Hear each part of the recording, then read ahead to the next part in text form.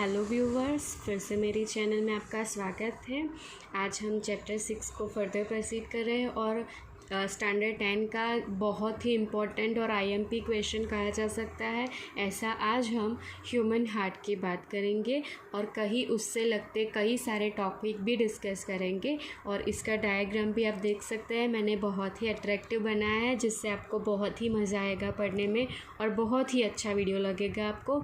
इसके बाद आप चैनल को शेयर एंड सब्सक्राइब कीजिएगा जिससे ऐसे वीडियो मैं आपके लिए लेकर नेक्स्ट टाइम आ सकूँ। चलो तो स्टार्ट करते हैं। आज का हमारा टॉपिक है transportation in human beings. Okay ना, ट्रांसपोर्टेशन आपको पता ही है, हमारी बॉडी में ट्रांसपोर्टर कौन है फ्रेंड्स? Blood, right. हमने आगे जो लास्ट लेक्चर्स डिस्कस किए थे उसमें भी हमने पढ़ा था कि ब्लड जो है वो फूड ट्रांसपोर्ट करता है, ऑक्सीजन एंड वेस्ट मटेरियल, तो सब कुछ ट्रांसपोर्ट कौन करता है हमारी बॉडी में? ब्लड। और ब्लड के बारे में काफ़ी सारी इन्फॉर्मेशन हमें स्टैंडर्ड 9 में ली हुई है कि वो एक फ्लूइड कनेक्टिव टिश्यू है। ब्लड में क्या क्या होता है आपको पता ही होगा, प्लाज्मा है और प्लाज्मा क्या करता है? वो ट्रांसपोर्ट करता है food, carbon dioxide and nitrogenous waste in dissolve form. और क्या करता है? उसमें रेड ब्लड सेल होते हैं जो कि ऑक्सीजन कैरियर्स भी है। ओके ना, तो अब ये जो ब्लड है उसे पूरे बॉडी में पुश करता है हार्ट। ओके, सो इस सेक्शन में हम पूरा पढ़ेंगे कि हार्ट का फंक्शनिंग क्या है। ओके, और आपने स्टैंडर्ड 9 में ये भी पढ़ रखा है कि जो ह्यूमन है उसका हार्ट जो है वो 4 चैम्बर का बना हुआ है। वो भी इंफॉर्मेशन आपको पहले से ही मालूम है, तो मैं आपको छोटे छोटे सारे पार्ट्स भी ह्यूमन हार्ट के भी डिस्कस करेंगे। ओके, तो स्टार्ट करते हैं। अब ह्यूमन हार्ट क्या है? अब आपको जो ह्यूमन हार्ट की पहले मैं साइज़ बता दूं, वो हमारी लेफ़्ट फिस्ट के जितना होता है। हमारी जो लेफ़्ट फिस्ट है उतना हमारा अपना हार्ट होता है। ओके ना, जो ये हार्ट है वो 4 चैम्बर है। आप यहाँ पे देख सकते हैं, जो अपर पार्ट है उसे एट्रियम बोलते हैं और जो लोअर पार्ट है उसे वेंट्रिकल बोलते हैं। अपर पार्ट को एट्रियम एंड लोअर पार्ट को वेंट्रिकल। अब आपको ये सोच रहे होंगे कि इस साइड लेफ़्ट और इस साइड राइट क्यों बनाया है, तो आपको ऐसे मुंह रख के खड़ा होना है।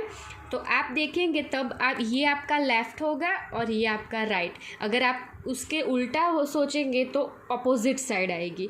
ओके, तो आप अगर ड्रॉ करोगे तो आपके राइट साइड लेफ़्ट पार्ट आएंगे और लेफ़्ट साइड कौन से पार्ट आएंगे? राइट पार्ट्स आएंगे। ओके नाउ, तो आप यहाँ पे 4 चैम्बर देख सकते हैं, 1 2 3 और ये 4। जो चैम्बर्स है, एक है राइट एट्रियम, लेफ़्ट एट्रियम, दूसरा है right ventricle and left ventricle. और यहाँ पे आप देख सकते हैं इसे वाल्व बोलते हैं। ये वाल्व इसीलिए है कि ऑक्सीजनेटेड और डीऑक्सीजनेटेड ब्लड मिक्स ना हो सके या फिर ब्लड जो है बैकवर्ड फ्लो ना हो। इसके लिए यहाँ पे आप देख सकते हैं ये वाल्व जैसा एक स्ट्रक्चर बनाया हुआ है, ये क्लोज हो जाता है। जब हमारे बॉडी में ट्रांसपोर्ट होता है तो बैकवर्ड ना हो, इसीलिए क्या होता है, ये क्लोज हो जाते हैं। ओके, तो अब आप हमें पूरा डायग्राम डिस्कस करते हैं। तो यहाँ पे आप देख सकते हैं, पहली बात ऑक्सीजनेटेड जो ब्लड है वो लेफ़्ट एट्रियम में फील होगा, तभी वो रिलैक्स होगा। जो लेफ़्ट एट्रियम है वो रिलैक्स्ड होगा और जो नीचे का लेफ़्ट वेंट्रिकल है वो कॉन्ट्रैक्ट रहेगा। जैसे ही ये बढ़ जाएगा ये कॉन्ट्रैक्ट हो जाएगा और ये नीचे वाला जो लेफ़्ट वेंट्रिकल है वो रिलैक्स हो जाएगा जिससे ये भर पाए। और जिस पाइप के थ्रू ऑक्सीजनेटेड ब्लड इसमें फील होता है उस पाइप को पल्मनरी वेन्स बोलते हैं। ओके, तो आई होप कि आपको पता चल गया होगा कि पहला कौन सा एट्रियम? लेफ़्ट एट्रियम फील होता है ऑक्सीजनेटेड ब्लड से ना। अब ब्लड कहाँ पे आ गया? लेफ़्ट वेंट्रिकल में। अब ये पंप करेगा ब्लड को आयोटा के थ्रू बॉडी पार्ट्स में जहाँ ये रेस्पिरेशन के लिए जाएगा। इसलिए आप देख सकते हैं यहाँ की जो ये कार्डियक मसल्स है वो थिक है कंपेयर्ड टू राइट वेंट्रिकल, क्योंकि यहाँ से ब्लड को बहुत ही ज़्यादा पंप करना होगा क्योंकि ये बॉडी में जाएगा इससे, इसीलिए ना। अब जो डीऑक्सीजनेटेड ब्लड है वो इस दोनों साइड से राइट एट्रियम में आएगा और जो पाइप से आता है उसे वेना कावा बोलते हैं। वेना कावा यानी बिगेस्ट वेन।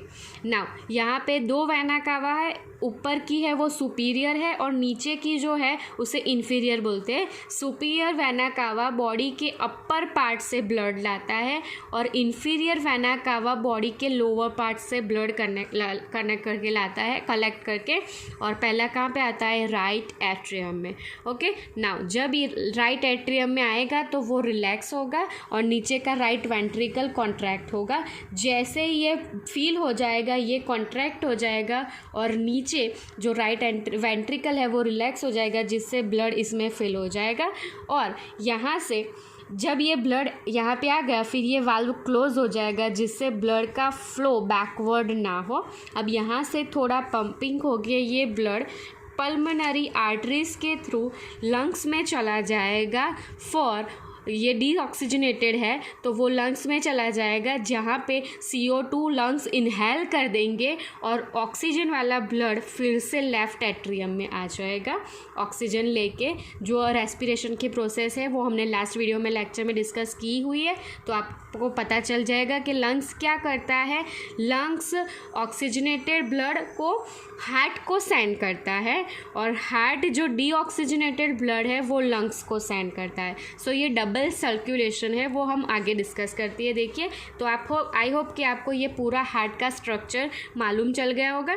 डबल सर्कुलेशन को पूरा समझाने के बाद मैं फिर से ये डायग्राम आपको फिर से एक्सप्लेन करूँगी, सो आपको ज़्यादा क्लियर हो जाएगा। देखिए, डबल सर्कुलेशन क्या है, तो आप देख सकते हैं मैंने यहाँ पे हार्ट ड्रॉ किया है। एक्चुअली ये तो हमने पहले अज्यूम किया था कि ऐसा हार्ट है, एक्चुअली हार्ट का स्ट्रक्चर तो ये है, बट ये जस्ट मैंने ऐसे ही ड्रॉ किया है। हार्ट है यहाँ पे, तो यहाँ पे क्या होता है, तो सेल्स जो होते हैं पूरे बॉडी के सेल्स CO2 वाला ब्लड हार्ट को सेंड करते हैं और जो हार्ट है वो ये ब्लड लंग्स को सेंड करता है। ओके, ये deoxygenated blood, deoxygenated means CO2 वाला इम्प्योर ब्लड, जहाँ पे ब्लड का प्योरिफिकेशन होके ऑक्सीजनेटेड ब्लड लंग्स किसको सेंड करता है? हार्ट को। और हार्ट ये ब्लड पंप करता है पूरी बॉडी में, यानी कि पूरे सेल्स तक ये पहुंच जाता है। तो इस सर्कुलेशन को डबल सर्कुलेशन बोलते हैं। क्यों? क्योंकि यहाँ पे देखिए एक साइकिल कंप्लीट हुई हार्ट और लंग्स के बीच और दूसरी साइकिल कंप्लीट हुई सेल और हार्ट के बीच। तो इस तरह से आप बोल सकते हैं कि ये डबल सर्कुलेशन है। जबकि फिश में ऐसा नहीं होता, क्योंकि वहाँ पे सिंगुलर ही एक ही साइकिल है फिश में, क्योंकि वो गिल्स के थ्रू पूरा रेस्पिरेशन प्रोसेस करती है। तो हार्ट गिल्स को सेंड करता है डीऑक्सीजनेटेड ब्लड और वो गिल्स वाला जो पोर्शन है वो ऑक्सीजन लेके पूरी बॉडी में सेंड कर देता है। ऐसा नहीं होता कि फिर वो हार्ट को सेंड करे और हार्ट सेल को सेंड करेगा। ओके, सो फिश का जो हार्ट है ओनली 2 चैम्बर वाला है, लेकिन हमारा 4 चैम्बर है, इसीलिए यहाँ पे डबल सर्कुलेशन प्रोसेस होती है। तो ये पूरी डबल सर्कुलेशन प्रोसेस है। हार्ट टू CO2 वाला ब्लड कहाँ पे जाता है? लंग्स में। लंग्स में से O2 वाला ब्लड हार्ट को होता है। सेल्स किसको सेंड करते हैं? CO2 वाला हार्ट को, और हार्ट क्या करता है? यहाँ पे। यानी कि पहले क्या होता है? Cells to heart, heart to lungs, फिर lungs to heart and heart to body और सेल्स। ओके, तो यही प्रोसीजर हमने यहाँ पे देखी फ्रेंड्स। क्या हुआ? यहाँ पे ऑक्सीजनेटेड ब्लड आया और यहाँ पे लेफ्ट एट्रियम फिल हुआ। फिर ये क्या था? पहला रिलैक्स था तो ऐसा था, और नीचे वाला कॉन्ट्रैक्ट था, ये भर गया, ये कॉन्ट्रैक्ट होके नीचे वाला फिल हो जाएगा और यहाँ से पंप हो जाएगा आयोटा के थ्रू बॉडी में। तो ये एक साइकिल हो गई। ओके, नाउ और फिर क्या हुआ? तो जो डीऑक्सीजनेटेड ब्लड था वो पहले राइट एट्रियम में आया, तब ये रिलैक्स हुआ होगा और नीचे वाला कॉन्ट्रैक्ट होगा। फिर क्या होगा? ये भर गया तो ये कॉन्ट्रैक्ट होके ये रिलैक्स हो गया और पंप किया पल्मोनरी आर्टरीज थ्रू लंग्स को, जहाँ पे क्या होगा? जो डीऑक्सीजनेटेड ब्लड है वो ऑक्सीजनेटेड हो जाएगा। तो ये पूरी क्या है? हार्ट की साइकिल है। ओके, सो आई होप कि ये आपको क्लियर हो गया होगा। नाउ अब हम देखते हैं कैपिलरीज, जो कि स्मॉल और ब्लड वेसल्स है। नाउ तो ब्लड वेसल क्या है? तो यहाँ पे वेन और आर्टरी एक नेम आया है। वेन क्या करते हैं, collect the blood from different organ and bring to heart. जो वेन होते हैं वो सारी बॉडी से ब्लड कनेक्ट करके किसको देते हैं, हार्ट को।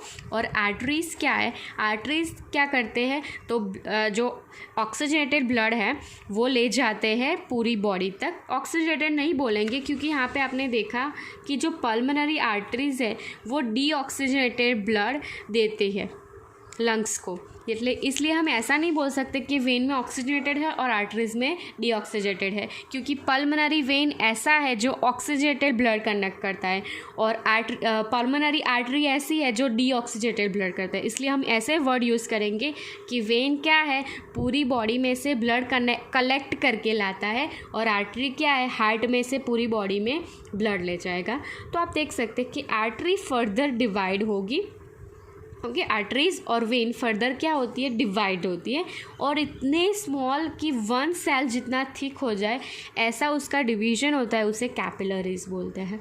ओके, आर्टरीज का किस में पहले बहुत बहुत बहुत डिवीजन होके इतना स्मॉल डिवीज़न हो जाता है कि ये जो थिकनेस है इस आर्टरी की, कि वो कितनी हो जाए, इस वैसल की थिकनेस 1 सेल जितनी थिक हो जाए तो उसे कैपिलरी बोलते हैं।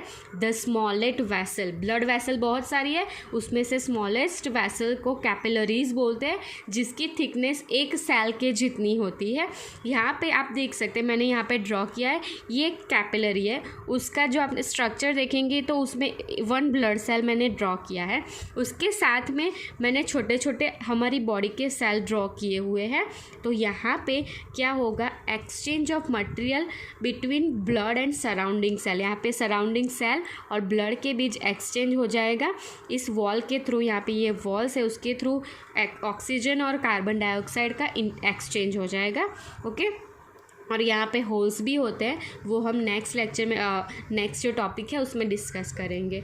तो आई होप कि आपको कैपिलरीज जो सबसे स्मॉलेस्ट ब्लड वेसल है उसका भी कंसेप्ट क्लियर हो गया। ब्लड वेसल कौन सी है, वेन एंड आर्टरी, और उनका बहुत ही सारा सब डिवीज़न करेंगे तो ये भी स्मॉलेस्ट ब्लड वेसल ही है जिसे कैपिलरी बोलते हैं।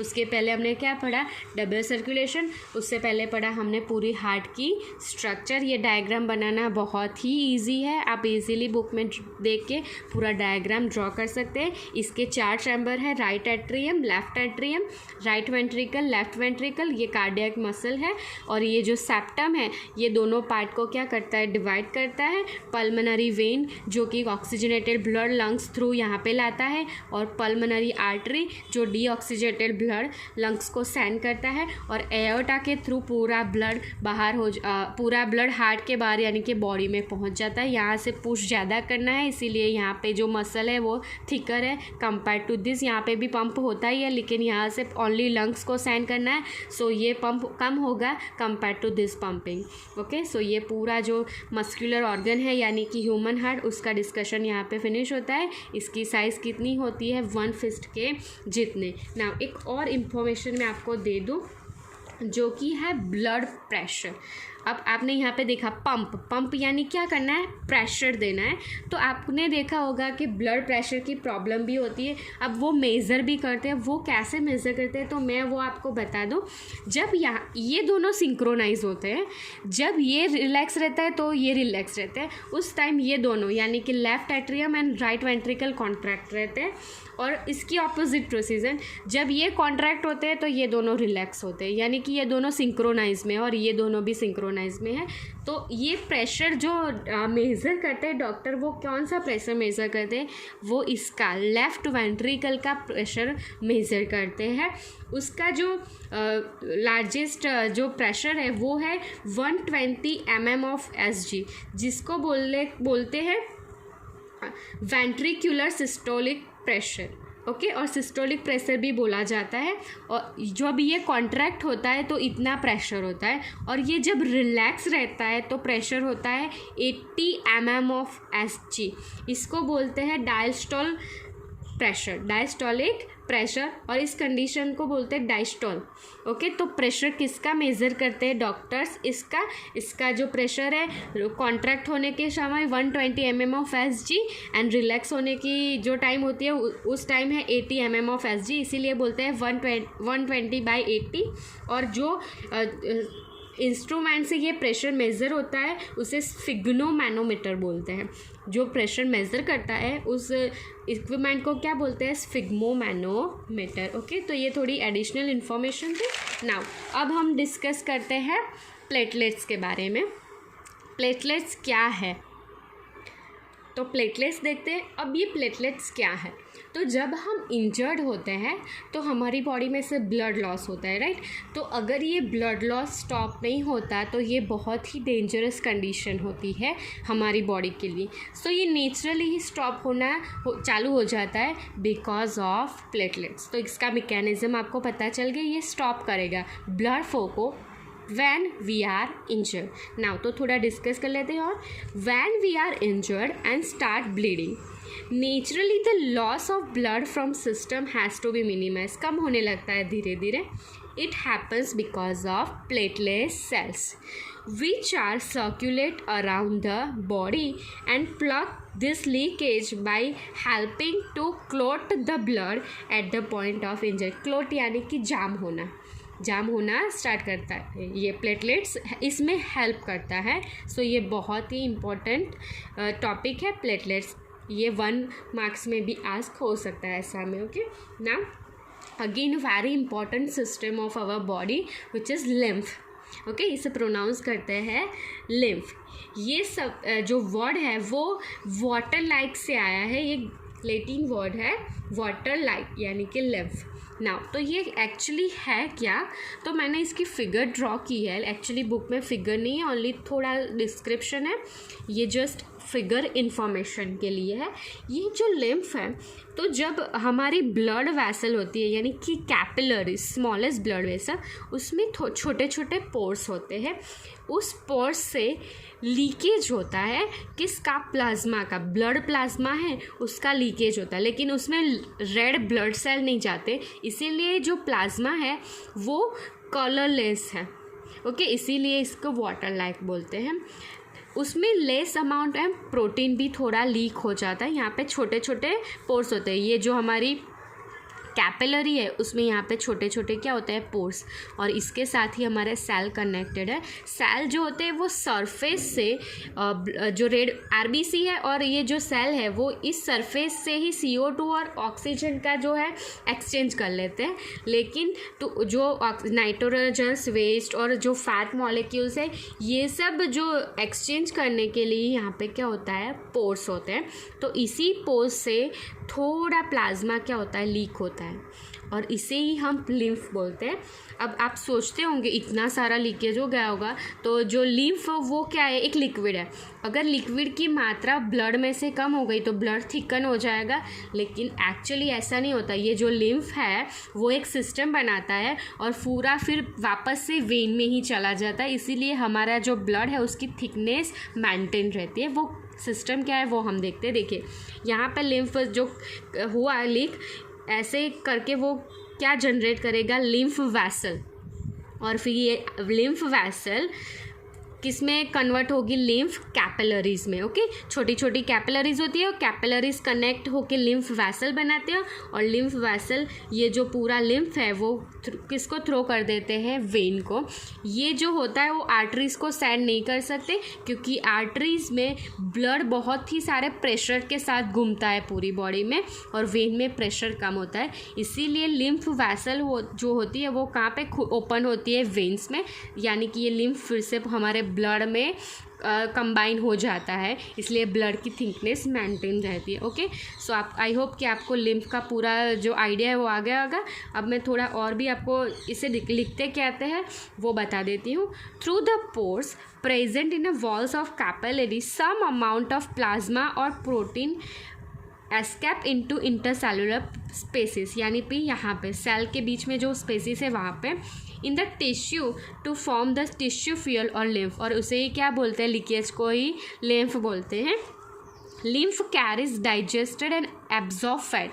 इसमें क्या होता है, लिम्फ में फैट मॉलिक्यूल्स भी होते हैं। क्यों ऐसा होता है, क्योंकि फैट मॉलिक्यूल्स की जो साइज़ होती है वो थोड़ी बिग होती है और ये पोर्स से बाहर नहीं निकलते, इसीलिए सेल को जब फैट मॉलिक्यूल्स चाहिए तो क्या होता है, लिम्फ के थ्रू इसको सेंड किया जाता है ब्लड को।